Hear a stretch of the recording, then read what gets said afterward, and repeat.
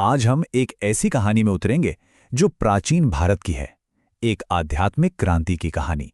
ये वो दौर था जब बौद्ध धर्म और जैन धर्म जैसे दो महान धर्मों ने जन्म लिया। पर कभी सोचा है कि कोई आध्यात्मिक क्रांति आखिर होती ही क्यों है? वो क्या वजहें होती हैं जो पूरे समाज को एक नए रास्ते, एक नई सोच की तलाश में लगा देती हैं? इस सवाल का जवाब ढूंढने के लिए चलिए समय में थोड़ा पीछे चलते हैं, ईसा पूर्व 6ठी शताब्दी के भारत में। देखिए, ये जो दौर था ना, ये बड़े बदलावों का था, पर साथ ही इसमें एक गहरा असंतोष भी था। समाज बदल तो रहा था, लेकिन आध्यात्मिक तौर पर वो बहुत ज्यादा कठोर और जटिल होता जा रहा था। तो ये अशांति थी किस बात की? लोग क्यों एक नए रास्ते की तलाश कर रहे थे?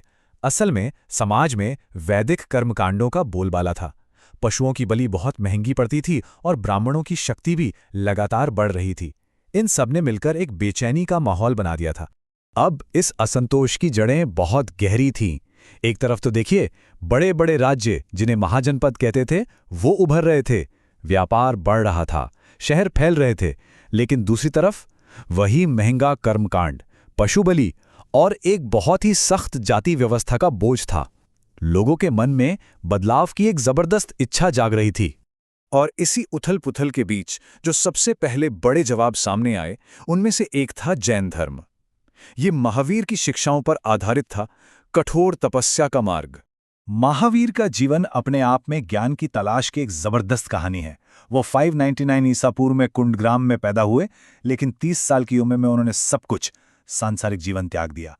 और फिर पूरे 12 साल की कठोर तपस्या के बाद उन्हें केवल ज्ञान मिला, यानी परम ज्ञान।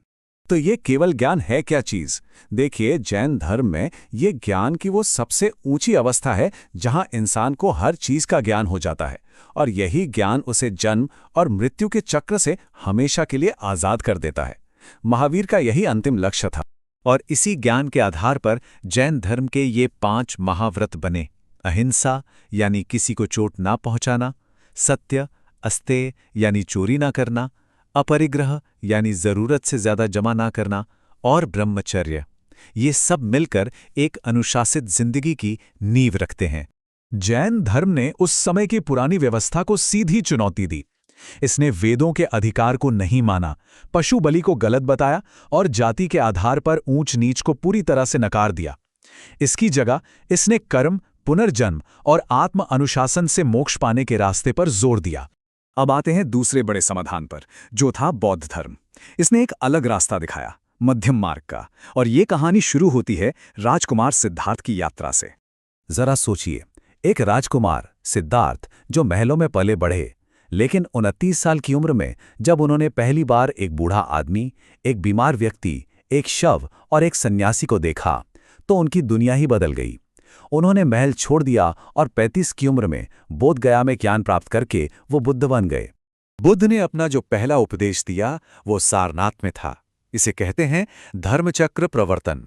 इसका मतलब है धर्म के पहिए को घुमाना।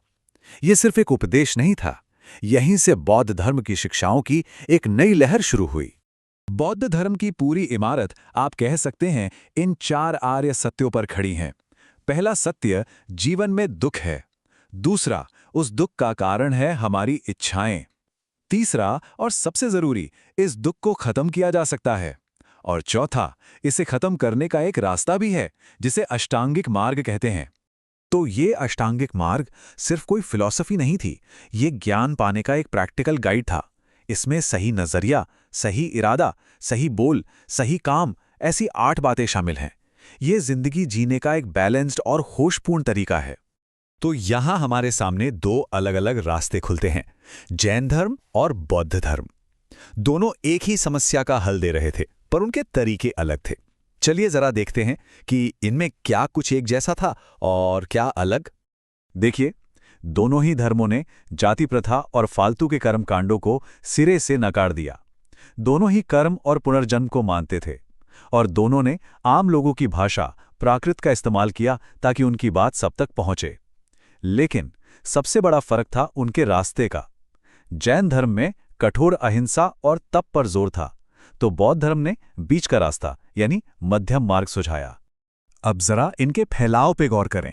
जैन धर्म जो है वो मुख्य रूप से भारत में ही फैला। वहीं दूसरी ओर बौद्ध धर्म को सम्राट अशोक जैसे राजाओं का साथ मिला और देखते ही देखते वो पूरे एशिया में फैल गया। तो कुल मिलाकर असर क्या हुआ?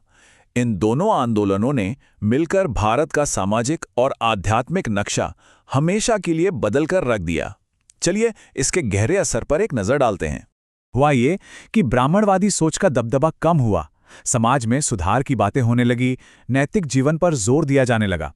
इसका असर हमें कला और वास्तुकला में भी दिखता है, जैसे कि स्तूप और विहार बने। और सबसे बड़ी बात, इसने सोच विचार और बहस के नए दरवाजे खोल दिए।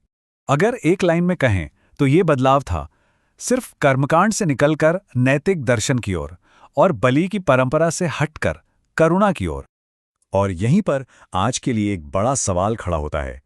करुणा और अहिंसा के ये जो हजारों साल पुराने विचार हैं, ये आज की हमारी इस मॉडर्न दुनिया पर किस तरह असर डाल रहे हैं?